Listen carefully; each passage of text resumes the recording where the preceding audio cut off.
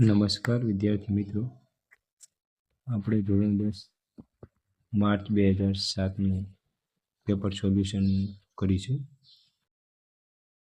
તેમાં પહેલો પ્રશ્ન છે, કયો પર્વત સદીઓથી ભારતની પ્રજાના વારસાનો એક ભાગ છે?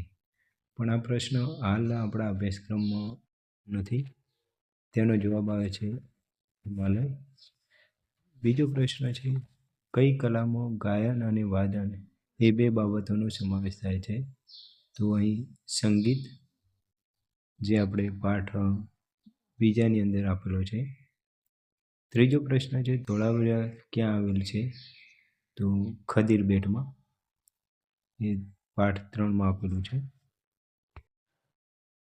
ચોથો પ્રશ્ન છે, ભારવીનો પ્રસિદ્ધ ગ્રંથ કયો છે? કિરાતા જુનિયર. મેઘાલયમાં કયું પણ આવેલું છે? લિંગમાં, જે હાલ આપણા અભ્યાસક્રમમાં નથી. કયા પ્રાણીનો શિકાર કરવો એ કાનૂની ગુનો છે? હરણ, એ પણ હાલ આપણા અભ્યાસક્રમમાં નથી. વન્ય પ્રાણી દિન કઈ તારીખે ઉજવવામાં આવે છે? 4 ઓક્ટોબર, એ પણ આપણા અભ્યાસક્રમમાં નથી, ધોરણ 9માં આપેલો છે. કાવેરી નદીમાંથી કઈ નહેરનું નિર્માણ થયું છે? ગ્રાઉન્ડ એનીકટ નહેર, એ પાઠ 11માં આપેલો છે. રેલવે અને કારખાનામાં કયા પ્રકારનો કોલસો વધુ વપરાય છે? બ્યુટીમિનિસ કોલસો, જે આપણે અભ્યાસક્રમમાં હાલ નથી. કોલસાના પ્રકાર આપેલા છે, પણ કયા કારખાનામાં વપરાય છે એ આપેલ નથી. પ્રશ્ન 10, ગુજરાતમાં કયા નંબરનો રાષ્ટ્રીય ધોરીમાર્ગ પસાર થાય છે?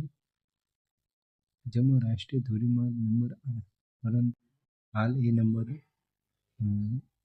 રાષ્ટ્રીય ધોરીમાર્ગ 48 તરીકે ઓળખાય છે, જે બદલાઈ ગયેલ છે. ગુજરાતનું સૌથી મોટું રેલવે જંકશન કયું છે? અમદાવાદ. વિશ્વ વેપાર સંગઠનનું વડું મથક ક્યાં આવેલું છે?